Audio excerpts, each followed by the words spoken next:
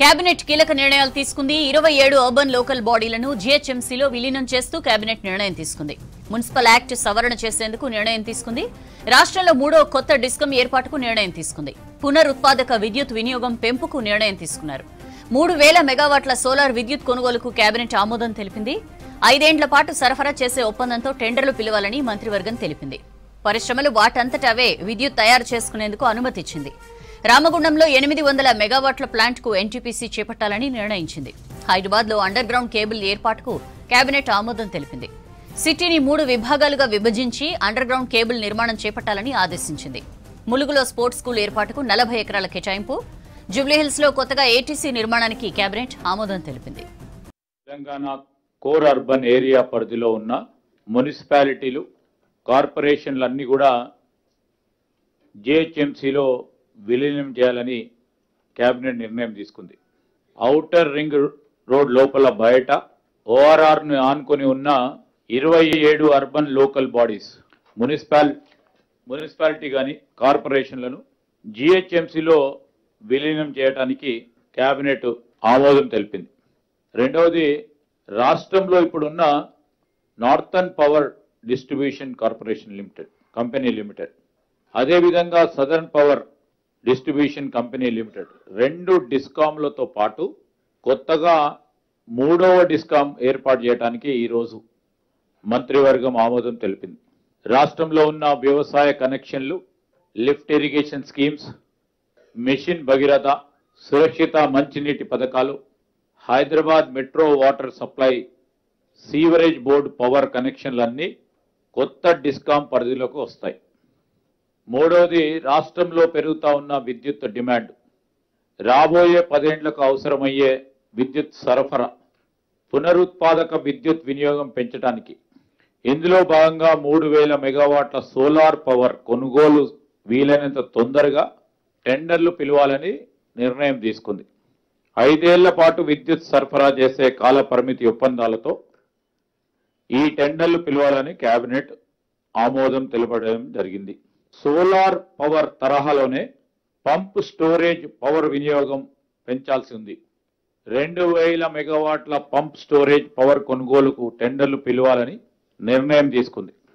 5 ఏళ్ల కాల పరిమితిలో ఈ టెండర్లు కూడా పిలవాలని కేబినెట్ నిర్ణయం చేయటం జరిగింది. రాష్ట్రంలో పలు చోట్ల పంప్ స్టోరేజ్ పవర్ ప్లాంట్లను ఏర్పాటు చేయడానికి అనువైన ప్రాంతాలున్నాయి. పంప్ స్టోరేజ్ పవర్ ప్లాంట్లు నెలకొల్పడానికి ముందుకొచ్చే కంపెనీలు, పెట్టుబడిదారులకు అనుమతి ఇచ్చేందుకు కేబినెట్ ఆమోదం తెలిపింది. ఇప్పటికే డిస్కామ్ల వద్ద ఉన్న ఎంఓఏలను కూడా పరిశీలించాలని నిర్ణయం తీసుకుంది. రాష్ట్రంలో 10,000 మెగావాట్ల పంప్ స్టోరేజ్ విద్యుత్ ఉత్పత్తి ప్లాంట్లను ఏర్పాటు చేయడానికి అనుమతులు ఇవ్వాలని మంత్రివర్గం నిర్ణయం చేయటం జరిగింది. ఈ ప్లాంట్లు ఎవరైతే ఏర్పాటు చేయడానికి ఆసక్తి ప్రదర్శించే కంపెనీలకు ప్రభుత్వం అవసరమైన భూమి, నీళ్లను అందజేస్తూ ఈ ప్లాంట్లలో ఉత్పత్తి అయ్యే విద్యుత్తును ముందుగా మన డిస్కామ్లకే అమ్మాలని షరతుతో ప్రభుత్వం ఒప్పందం చేసుకుంటుంది. రాష్ట్రానికి కొత్త పరిశ్రమలు, పెట్టుబడులను ఆకర్షించేందుకు క్లీన్ అండ్ గ్రీన్ ఎనర్జీ పాలసీలో భాగంగా రాష్ట్ర మంత్రివర్గం మరో కీలకమైన నిర్ణయం తీసుకుంది. దాంట్లో కొత్తగా స్థాపించే పరిశ్రమలకు అవసరమైన విద్యుత్తుని తమంతటగా తామే సొంతగా ఉత్పత్తి చేసుకోవడానికి అవకాశం కల్పిస్తూ ఉంది. కొత్త పరిశ్రమలు క్యాప్టివ్ పవర్ జనరేషన్కు అప్లై చేసుకుంటే వెంటనే అనుమతి ఇవ్వాలని నిర్ణయం తీసుకుంది. ఇందులో విద్యుత్ ఉత్పత్తి సామర్థ్యానికి సంబంధించిన ఎలాంటి గరిష్ట పరిమితి ఉండదు. రామగుండం థర్మల్ పవర్ ప్లాంట్ స్టేషన్లో కొత్తగా నిర్మించే 800 మెగావాట్ల ప్లాంట్ని ఎన్టీపీసీ ఆధ్వర్యంలో చేపట్టాలని మంత్రివర్గం నిర్ణయించి, దాంతోపాటు పాల్వంచ, మక్తల్లోని ఎన్టీపీసీ ఆధ్వర్యంలో విద్యుత్ ప్లాంట్ల నిర్మాణానికి ఉన్న అవకాశాలను పరిశీలించాలని అధికారులను సూచించడంతో పాటు Ramagundam thermal power plant station, అదేవిధంగా పాల్వంచకు సంబంధించి విద్యుత్ ఉత్పాదనకు సంబంధించిన ప్రైస్ ఎన్టీపీసీ పరంగా పరిశీలన చేస్తూ, అదేవిధంగా జెనెకో ఎవరు తక్కువ ధరతో విద్యుత్ ఉత్పాదన చేస్తే ఆ ప్రయారిటీ ఎన్టీపీసీ చేస్తే ఎన్టీపీసీకి, లేకుంటే జెన్కోకు చేస్తే జెన్కోకు ఎవరి ప్రైస్ తక్కువగా ఉంటుందో వారి ద్వారా ఈ పవర్ ప్లాంట్ నిర్మాణం చేయాలని కేబినెట్ నిర్ణయం తీసుకోవటం జరిగింది. పరిశ్రమలకు భూ కేటాయింపులో బీఆర్ఎస్ చేస్తున్న ప్రచారాన్ని తీవ్రంగా ఖండించారు మంత్రులు. ఓఆర్ఆర్ లోపల ఉన్న కాలుష్య కారక పరిశ్రమలను ఓఆర్ఆర్ అవతలకు తరలిస్తున్నామని చెప్పారు. ఉన్న ఫలంగా పరిశ్రమలు వెళ్లలేవని, అందుకు ఓఆర్ఆర్ బయటకు వెళ్తే 50% భూములు కేటాయిస్తున్నామన్నారు. దీనిపై బీఆర్ఎస్ తప్పుడు ప్రచారం చేస్తోందన్నారు మినిస్టర్స్. పొల్యూషన్ పెరిగి అక్కడ కొన్ని రోజుల పాటు పాఠశాలలు కూడా క్లోజ్ చేస్తూ హాలిడేస్ ఇస్తా ఉన్నారు. గవర్నమెంట్ ఆఫీసులు కూడా హాలిడేస్ ఇచ్చి కొన్ని రోజులు బయట ఢిల్లీ నుంచి బయట పోవడానికి అవకాశం ఇస్తూ ఉన్నారు. అంటే అక్కడ ఉన్నటువంటి పొల్యూషన్ ఏ స్థాయికి వెళ్ళిందంటే చివరికి భారతదేశ రాజధాని అయినటువంటి ఢిల్లీలో ఉండటానికి కొన్ని సమయాల్లో చాలామంది అక్కడ రావడానికి కూడా ఇబ్బంది పడుతూ ఉన్నారు. సో అటువంటి పరిస్థితి భవిష్యత్తులో హైదరాబాద్ నగరానికి కూడా రాకూడదనేది ప్రధానమైనటువంటి ఆలోచన రాష్ట్ర ప్రభుత్వానికి ఉన్నటువంటి అంశం. ఈ హైదరాబాద్ నగర వాసులు, రాష్ట్ర ప్రజలు ముందు గమనించాలి. సరే, మీరు పరిశ్రమ పెట్టుకున్నారు కదా, మీరు బయటికి పోండి, ఔటర్ రింగ్ రోడ్ పక్కన ఎక్కడో పెట్టుకోండి, మీరు వెళ్ళిపోండి అంటే అక్కడ పెట్టుబడి పెట్టి పరిశ్రమ పెట్టుకొని చాలా సంవత్సరాలుగా ఉన్నటువంటి వ్యక్తి ఇక్కడ ఖాళీ చేసి ఆడిపోమనంటే అంత తొందరగా పోయే పరిస్థితి కూడా లేదు. ఒత్తిడి చేసి భయపెట్టి బయటికి పంపించే పరిస్థితి కూడా అంతకంటే మంచిది కాదు. అట్లాగే ఈ పారిశ్రామిక వాడల్లో చాలామంది కొన్ని సిక్కై మూసేసి కూడా ఉన్నాయి. మరి అంతిమంగా ఈ నగర పొల్యూషన్ నుంచి ఇక్కడ రెడ్ జోన్ సంబంధించినటువంటి, ఆరెంజ్ జోన్ సంబంధించినటువంటి పరిశ్రమలు చాలా సివియర్గా కాలుష్యం పెరుగుతుందని చాలా న్యాయస్థానాలు, చాలామంది సంబంధించినటువంటి వ్యక్తులు కోర్టు పోతే వాళ్ళు కూడా ఈ అబ్జర్వేషన్స్ గమనించి తగు చర్యలు తీసుకోవాలని చాలా సందర్భాల్లో చెప్పినటువంటి సంఘటనలు కూడా మీ అందరికీ తెలిసింది. మరి వీటన్నిటిని పరిగణలో తీసుకున్న తర్వాత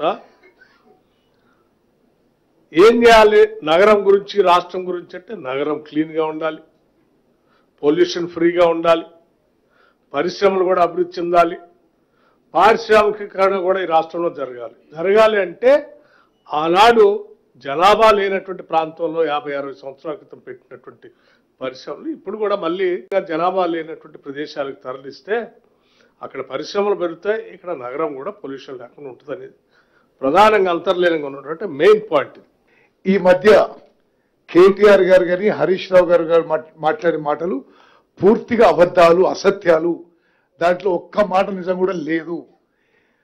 చాలా కాలం నుంచి కోర్ హైదరాబాద్ ఏరియా అంటే ఇప్పుడు ఔటర్ రింగ్ రోడ్ లోపల ఇది కాలుష్య రహిత ప్రాంతంగా చేయాలని గతంలో అన్ని ప్రభుత్వాలు ఆలోచన చేసినాయి. గతంలో ఉన్న కాంగ్రెస్ ప్రభుత్వం ఆలోచన చేసింది, ఆ తర్వాత టీఆర్ఎస్ ప్రభుత్వం అనేక విధాలుగా ఆలోచన చేసింది, కొంత ఫైనలైజ్ చేసింది. మరి వాళ్ళు అంటే ఆ ప్రపోజల్ ప్రకారము ఔటర్ రింగ్ రోడ్ లోపల ఉన్న అన్ని ఇండస్ట్రీస్ని outside the ring road shift అయ్యే విధంగా ఒక ప్రణాళిక తయారు చేయడం జరిగింది.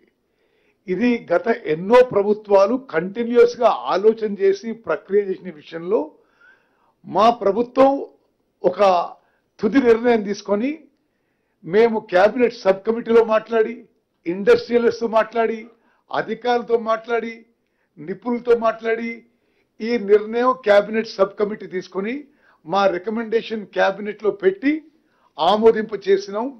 మరి ఈ క్యాబినెట్ సబ్ కమిటీని మనం చేస్తున్నాం.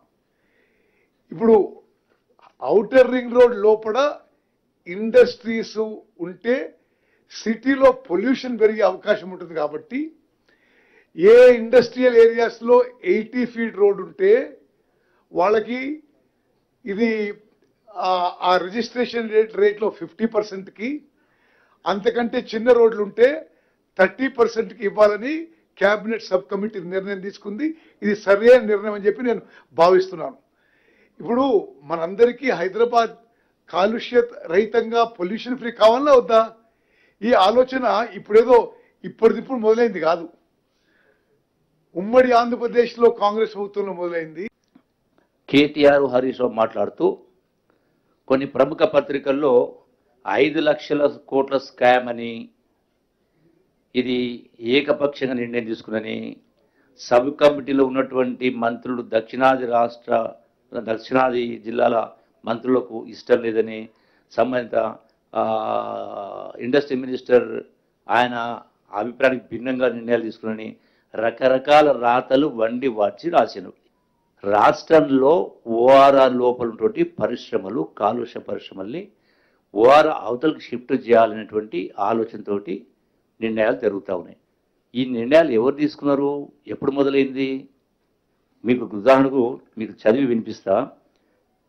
గతంలో 2017 నుంచి 22 వరకు గతంలో ఉన్నటువంటి industry minister KTR about 200 industrial parks with in ORR covering almost around 9,000 acres, అంటే అందులో స్టాండ్ అలోన్ 2,000 కలిపి.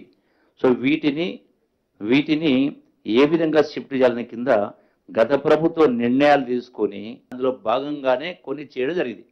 మరి ఈ ప్రభుత్వం అంటే కొనసాగింపుగా ప్రజల క్షేమం కోసం, ఆరోగ్యం కోసం కొనసాగింపుగా వీటిని కన్వర్ట్ చేస్తూ ఉంది.